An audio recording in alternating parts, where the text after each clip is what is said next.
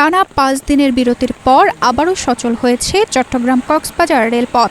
টানা বৃষ্টি ও বন্যার পানিতে রেললাইন তলিয়ে যাওয়ায় বন্ধ ছিল ট্রেন চলাচল। তবে পানি নেমে যাওয়ার পর স্বস্তি ফিরেছে এই রুটে।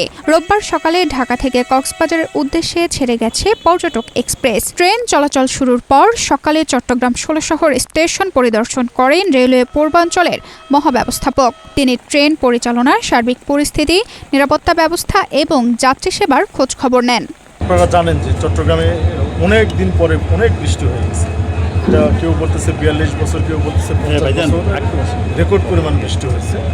তো সেই কারণে অনেক ড্রেনেজের সংস্কার করা সত্ত্বেও যেহেতু অত্যাধিক বৃষ্টিপাত, সেই কারণে বিভিন্ন জায়গায় পানি জমে যাওয়ার কারণে আমাদের রেল লাইনের উপরে পানি উঠে গেছে।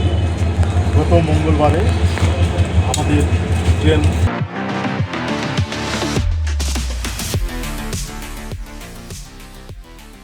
চলাচল বাধাগ্রস্ত হয়। এরপরে এটা সরকারের সর্বোচ্চ পর্যায় থেকে জিনিসটা তদারকি করা হচ্ছিল এবং গত বুধবারে আমাদের মাননীয় প্রতিমন্ত্রী উনিও সরজমিনে দেখে গেছেন। উনি দেখে যাওয়ার পরে আমাদের সমস্ত ডিজি মহোদয়ের নির্দেশনা মোতাবেক আমরা ব্যালান্স দিয়ে বিভিন্ন স্তরে আমরা রেল লাইনটাকে প্রায় ১ ফুট উঁচু করে ফেলছি। উঁচু করে ফেলার কারণে আমরা গতকাল রাত্রে সারা রাত কাজ করছি, আগেও কাজ করছি এবং সকাল থেকে আমরা এই লাইনটা ফিট করছি। তো আমরা আজকে থেকে ট্রেন চলাচল স্বাভাবিক হবে। রেলওয়ে কর্তৃপক্ষ জানিয়েছে, নিরাপত্তার বিষয়টি সর্বোচ্চ গুরুত্ব দিয়ে ট্রেন চলাচল শুরু করা হয়েছে। রেল লাইনের উপর জমে থাকা পানি নিরাপদ মাত্রার নিচে নেমে আসার পরে ট্রেন চলাচলের অনুমতি দেওয়া হয়েছে। এই রুটে ঢাকা ও চট্টগ্রাম থেকে প্রতিদিন ৪ জোড়া ট্রেন চলাচল করে। প্রতিদিন প্রায় ৮ থেকে ৯ হাজার যাত্রী এই রেলপথ ব্যবহার করে।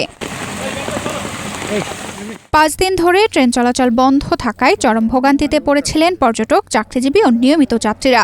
অনেকের ভ্রমণ পরিকল্পনাও বাতিল হয়েছে, কেউ আবার বিকল্প পরিবহনে অতিরিক্ত ভাড়া গুনেছেন। ট্রেন চলাচল স্বাভাবিক হওয়ায় স্বস্তি ফিরেছে যাত্রীদের মাঝে।